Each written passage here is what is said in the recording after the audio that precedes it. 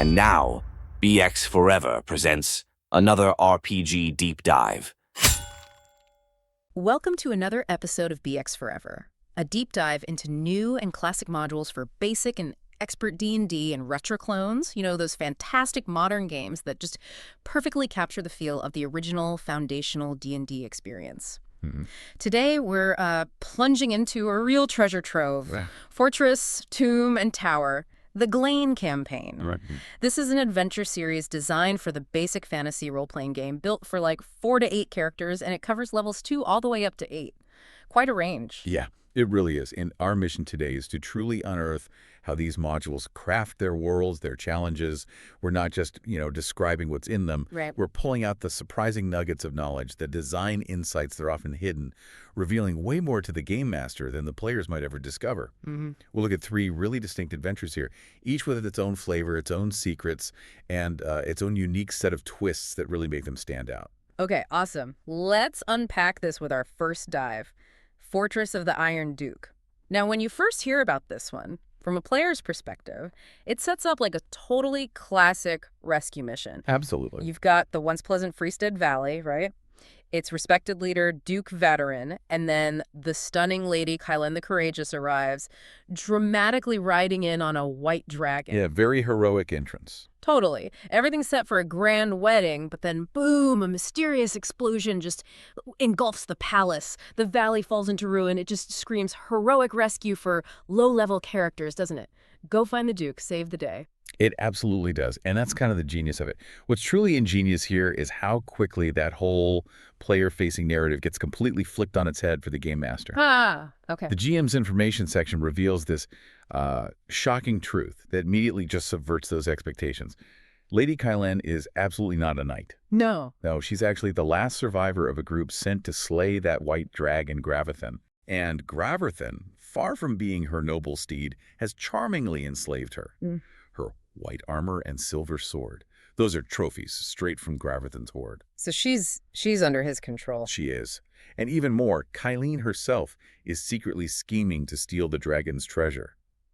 This immediate subversion, it kind of teaches GMs that even the most classic adventure hooks can be turned right on their head. Right. It encourages players to think beyond the obvious, and it rewards GMs who aren't afraid to surprise their party with these layered truths. So it's betrayal layer on top of enchantment, and it's all happening right under the players' noses. And that leads us to the central mystery, the thing that triggered this whole mess. The dwarves had just given the Duke this giant emerald, Freestead's glory. It turns out Kylen's attempt to steal it caused it to crack. Right, bad move. And that crack released the mental powers of Kat. Now, this isn't just any monster. Kat is a demonic servant of Sincharon, the god of hate. Imprisoned ages ago by mortal mages for failing his master, the rush of his power petrified the Duke and Kylen right in the middle of their confrontation. Frozen in time. Exactly. And it attracted other monstrous things and created this ominous green glowing field that, lets you in but not out of the valley. Indeed. And if we connect this to the bigger picture, Kodik's ultimate goal is full access to the material plane, though ironically, he doesn't actually know what's imprisoning him or even where it is. He doesn't know it's the emerald. Nope. And his own immense rage is causing internal conflict among his minions, which, thankfully, slows down their search for his prison. But here's the crucial design insight for the GM. If that emerald is completely broken, Kod is freed. Catastrophe. Right, game over, potentially. Pretty much. So the adventure's core challenge for players is to secure the gemstone, not necessarily destroy it. This encourages creative problem-solving way beyond just, hitting things. Yeah, you can't just smash it. Exactly. The module even encourages the GM to improvise solutions. Like the playtest example where players sealed it in an iron box with melted lead. It pushes players to think outside the box, literally in that case. Which is such a brilliant open-ended solution. Yeah. So, okay, what does this mean for a good outcome if the players actually manage to secure that gem? Well, Duke Veteran and Kylen are restored. Veteran is, understandably, pretty angry and confused by Kylen's betrayal. I bet. But he immediately prioritizes his people. He rewards the adventurers generously, like 1,000 gold pieces each, and medals of honor which act like valuable letters of recommendation in friendly places. Pretty good haul? That's a solid reward, but Right, this raises the important question for GMs. What if things go sideways? The bad consequences are really impactful and give the GM hooks for future campaigns. okay, how bad? Well, if the emerald is accidentally broken, Kat appears in this flash of green fire, deals 1d10 damage to everyone nearby, offers some mocking thanks, and might just vanish for later. Oh, lovely. Now, if a player intentionally breaks it, the classic, I hit it with my Warhammer moment we've all seen, Oh, yeah. they take otherable 1d100 damage. Yeah. Basically, don't do that. Ouch. Okay. Note taken. And for GMs who love a long-term villain, there's the rampage of Kat. Instead of just leaving, he smashes Vidaren's stony form. No. Yeah. Possesses Kylene, transforming her into this really formidable high AC creature, and then allies with Graverthan the dragon. Oh, that's bad. That's really bad. Yep. Together, they send humanoids on intelligently planned but otherwise random missions of destruction from a nearby cave. He becomes a persistent, campaign-spanning threat. That's an amazing way to escalate the stakes. That's where it gets really interesting because the module translates these huge narrative stakes into clever, granular encounters. Consider how it builds dread right from the start with the green glow at the entrance. Right, the barrier. Harmless going in, but causes a bit of damage and prevents exit, sets an immediate sense of being trapped. Then you have these subtle, unsettling details, like the zombie gate guard in the West Room just sitting there, dagger hilt sticking out of his eye socket, grinning horribly. Creepy. Totally chilling. Or the more whimsical but still dangerous stuff, like the enchanted wedding dress in the fitting room that animates and attacks. Don't mess with the dress. Apparently not. And even animated statues in the anteroom, plus an animated desk chair and armchair in the study that attack and throw books. Fun. Sounds chaotic. But maybe the most devious twist within the dungeon itself is the doppelganger alchemist in room 49 pretending to be this guy Harkus. Ah, the classic doppelganger. He secretly wants to free Kot and just cunningly uses player information against them. The module even gives a subtle clue for observant players, a rotting smell that elves and halflings might notice. Nice little detail. A fantastic little detail that rewards specific character abilities, right? Absolutely. A key element that truly stands out here is how the module constantly uses deception, unexpected twists. Not just in the big plot, but in individual encounters too. Yeah. It's not just about fighting monsters. It's about figuring out who to trust, and that player choices have significant long-term outcomes beyond just clearing a room. It elevates the whole experience, I think. Yeah, absolutely. Okay, so having explored the treacherous secrets of the Iron Duke's fortress, let's now journey to a completely different kind of challenge, Tomb of Karzma Megalos. Okay. This is a high-level adventure for characters level 5 through 8, and it delves into the ancient tragic history of the Serenhai people and their legendary leader. Yeah, the history here is incredibly rich and dark, and it sets up this powerful moral dilemma for the players later on. Right. Long ago, the Serenhai were losing a war with the Sanamoran Empire. Right. Tarzma Megalos, their great chief, made this desperate pact with Sincharon, the god of hate, again. Seems popular. Apparently. For advanced knowledge of enemy movements, which led to his people becoming basically invincible. But the dark cost, Karzma's soul, and the souls of his children for 3 generations. Oof. Heavy stuff. It really raises that question about the price of power. Yeah. Is any victory worth that kind of sacrifice? Something players will have to grapple with. It's a truly chilling price. So, how did they handle the whole immortality thing? He obviously wasn't just walking around soulless. Well, to maintain the facade of his rule, keep the people from knowing their leader was literally losing his soul, Karzma's chief mage, Canis, used this unique magic item, the Medusa Amulet. Medusa Amulet, okay. Yeah. It could petrify or restore creatures 3 times a day. So Canis kept Karzma petrified in a secret bunker, the Tomb, for most of the year. Ah, so that's the tomb. Yeah, exactly. Only restoring him for 3 days during a festival. Ah. This allowed Canis and his descendants de facto control, basically building a dynasty on this huge lie, all while keeping the true cost of their invincibility hidden. Wow. So how did that fall apart? Stepping back, how does this thread into the module's story? Well, the cataclysm that shook the world eventually killed the current chief regent, taking the secret of Karzma's bunker to the grave. Without Karzma's immortality myth to unite them, the Serenhai were eventually defeated by Oberon's army. Karzma himself didn't die, he was just lost. a prisoner of his own pact and the magic that sustained his myth. A prisoner in stone. That's a powerful narrative about secrets and power. Mhm. And just to make things even more interesting for the players arriving now, you have the coming of the dragon. Oh yeah, gotta have a dragon. Moldenarthen, a green dragon, has made her lair near the bunker. She's too big to actually get inside, but she really wants the treasure in there. Typical dragon. So her brilliant scheme is to lure adventurers in, kind of drive them deeper into the tomb, and then just wait for them to bring out the loot for her. Work smarter, not harder. Exactly. The module even suggests she might say something like, "Flee if you can, puny ants." A perfect taunt to encourage players to move forward and basically do her work for her. Hey, nice. Now, this adventure introduces some unique tomb mechanics that are really crucial for the GM to understand. The dungeon is filled with these standard traps, where white stone statues.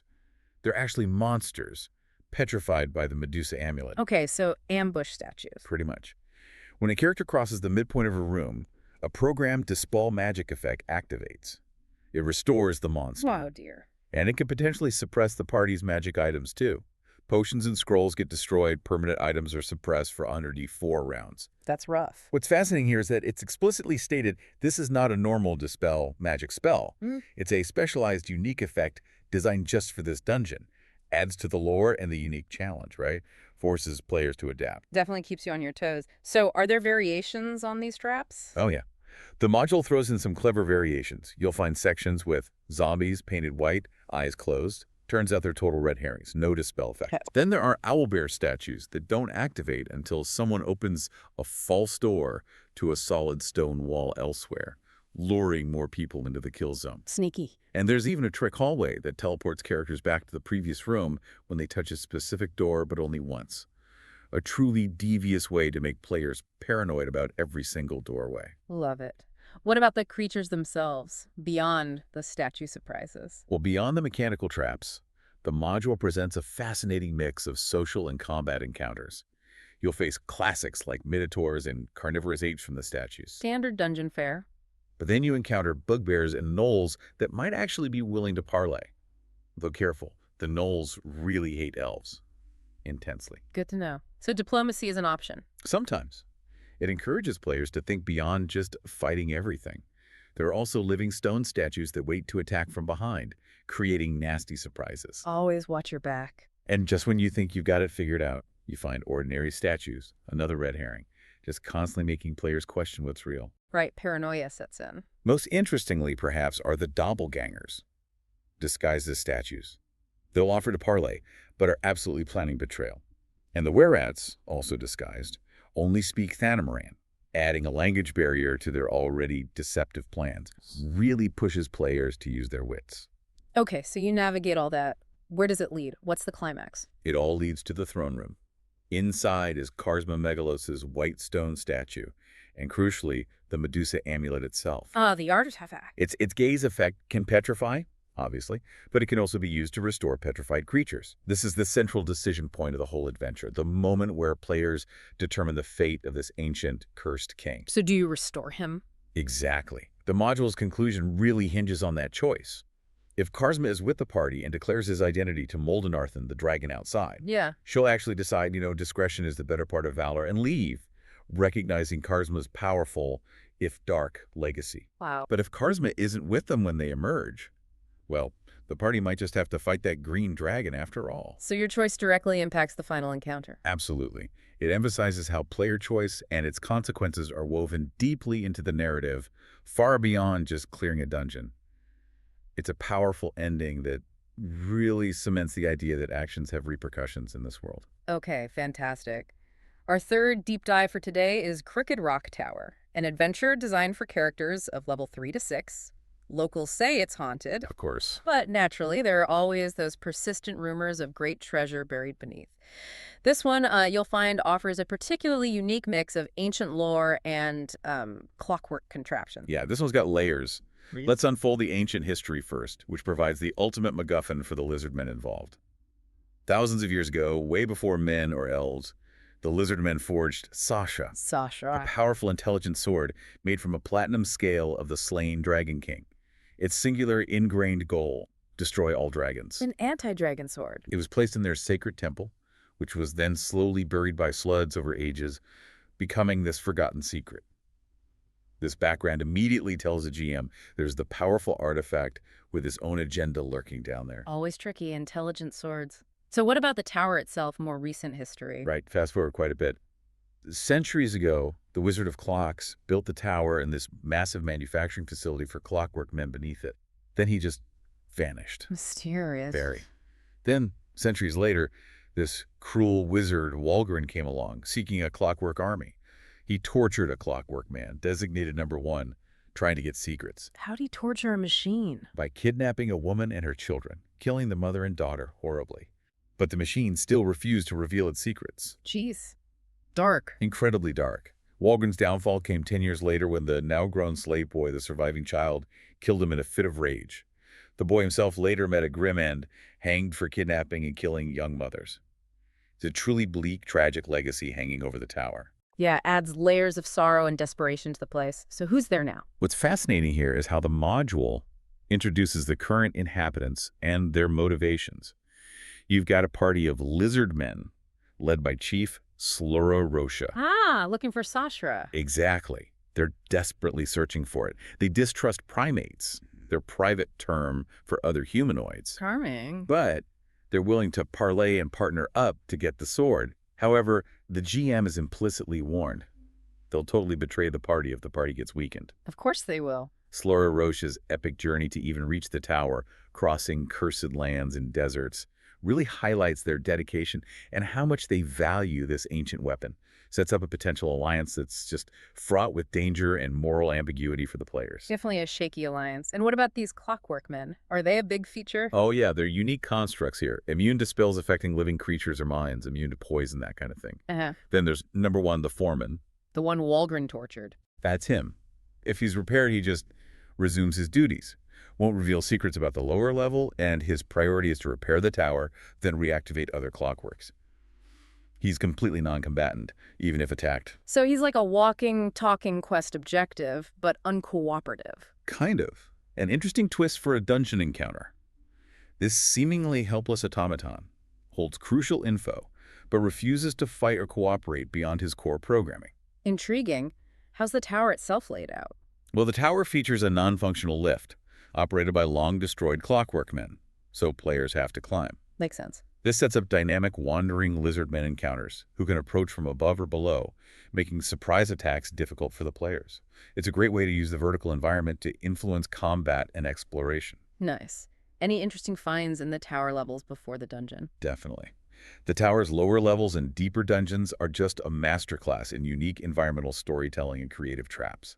For instance, in one area, T1, you find dead bugbears. Search them. 90% chance you catch fleas. Ha!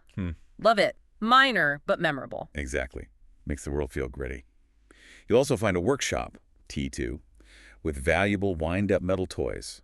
A horse, whistle, boat, rat, plus a magical brass clock, and shelves of weird organic specimens hinting at the wizard's strange pursuits. Okay, sounds like fun exploration. And the guest room, T3, has the stuck lift platform, but also 4 valuable, really thematic paintings. The Temptation of Sathrina, the Doppelganger, Lixie's Library, and the Crane and the Buzzard. Good loot. Adds flavor. Cool. So then you head down into Dungeon Level 1, the tower basement. Right. And this module really revels in surprising players with unusual dangers down here. Yeah. Imagine Room 5, storage. You open a box of rotten pork only for it to summon giant centipedes that crawl inside your armor, causing damage. Oh, horrible. Isn't it? Or stumbling into the Chapel of Rubius, Room 4, where a roaring magical fire bizarrely heals undead creatures, like 2d6 healing, but harms living creatures, forces a tactical retreat or some very clever workaround. There's even the torture room, Room 10, containing the partially disassembled #1 clockwork man begging for repair critical interaction, obviously offers significant plot hooks. Right, finding him is key. And the cell block, Room 11, turning skeletons fails unless you destroy specific tapestries elsewhere. And there's a secret door, 11B, to the next level that might only be revealed by, like, a boon from the gods of light. Plus centaur and owlbear skeletons with magical bones or dice. The designers clearly had fun. It really sounds like it. Lots of interconnected stuff. Any cool traps? Oh yeah, room 14 has the countdown trap. The dial counts down, steel bars drop. You can disarm it with a specific 836 rotation sequence to reveal a chest with over 2,500 gold pieces. Classic, but effective. Nice payoff for disabling the trap. Okay, dungeon level 2. Clockwork manufacturing facility. Sounds industrial. It is, and it gets even wilder. The entry room, room 22, has 2 potion shrines. Drink from one, you might temporarily become an Orade, female, game charm person. Drink from the other, maybe a centaur, male, increased speed. Drink both. You gain gaseous form for a short time. Genuinely fun, high-risk, high-reward puzzle for players willing to experiment. Okay, that's pretty cool. What else is down there? This level continues the theme of unique dangers and rewards. The fan room, room 23, is filled with acidic lubricant and fuel. 1d12 damage per round if you fall in. Ouch. Plus noxious fumes that cause unconsciousness and even intelligence loss if too many ventilation fans are disabled. But at the bottom of this dangerous trough is the Crown of Clockworks. Oh, sounds important. Allows mind control over clockworks, but risks them attacking the wearer randomly. It perfectly embodies the module's blend of technological marvel and perilous risk. Tempting, but dangerous. Anything else notable on this level? The machining room, room 24. Mostly rusted machinery, but you can find valuable magical cutting discs worth 500 Dream P each, or maybe made into +1 shields. Nice potential crafting component. And there's an exploding clock. If you wind it, shrapnel flies everywhere. If you destroy it, it reveals a pipe of rust that summons a rust monster. Oh, lovely. Everyone's favorite. Exactly. Adds another layer of uh-oh to the place. All right, finally, dungeon level 3. The Lost Lizardman Temple. This is where Sasha is, right? This is it. And here's an important note for you GMs. If Slurorosha, the Lizardman chief, is with the party, Yeah. he can control all the golems and living statues down here. Makes things easier, maybe. But he will betray the party after obtaining Sasha. Okay, so that alliance comes with a ticking clock. Absolutely. As a critical layer of strategic role-playing and that inevitable conflict. Yeah. Players have to decide if the alliance is worth the guaranteed backstab. Right, what kind of guardians are down here, besides potentially treacherous allies? The Guardians are truly powerful. A damaged stone golem that looks like a T-Rex, room 28. Awesome. In the Mummy's Chamber, room 29, you find Zulruka. She's cursed by gods to be eternally devoured by magically hungry beetles unless she's re-imprisoned. Oh, man. And relocking her away actually grants a potential wisdom gain. Presents a truly moral dilemma. Imprison her for a reward or try to find another way. Tough call. Wow. Yeah. What else? This final level is a gauntlet. Crystal living statues of lizard man priestesses, each holding a 500 GP diamond inside. A basilisk hidden among its petrified lizard man victims, super unsettling scene. Classic deadly gaze. An amber golem, room 32, that shocks with static electricity and yields 1,000 GP in amber shards when defeated. A four-armed bone golem, room 33, wearing a lion skull helmet. Just a truly menacing image. These sound like major challenges. And then the sword. And then room 34, the sword itself, Sashra, an intelligent greatsword engulfed in blinding flames. It resists non-lizard man wielders with fire damage and actively tries to mind control them to get to the nearest lizard man. So even picking it up is dangerous if you're not a lizard man. Extremely. Its powers include protection from evil tenant radius and hold person, making it a true legendary item, but it comes with significant challenges and serious moral baggage. And the temple isn't done yet. Not quite. There's an iron golem, room 35, resembling a small apatosaurus, summoned by mechanical lizardmen drums. And finally, iron living statues, room 36, camouflaged in a continually dark cavern room. A real final boss rush feel. Wow. Okay. We've just scratched the surface here, but it's clear these 3 modules, Fortress of the Iron Duke, Tomb of Karsma Megalos, and Crooked Rock Tower, offer just an incredible depth and variety. Yeah. From intricate character motivations in these dark packs to totally unique dungeon mechanics and the surprising environmental hazards, these adventures are far more than just, monster bashing. Absolutely right. They truly go beyond typical dungeon crawls. Yeah. They offer not just combat, but really complex choices, serious moral dilemmas, and a rich lore that rewards careful exploration and critical thinking from players. And for game masters, the replayability and adaptability are immense. They give you so much to work with. You could weave these deep dives into your ongoing campaigns for months, maybe even years. So it leaves you wondering, right? What hidden truths or forgotten histories might be lurking just beneath the surface of your favorite fictional worlds, waiting for a deep dive to unearth them? Hmm. And maybe more importantly, what kind of unexpected consequences might your heroic actions unwittingly unleash?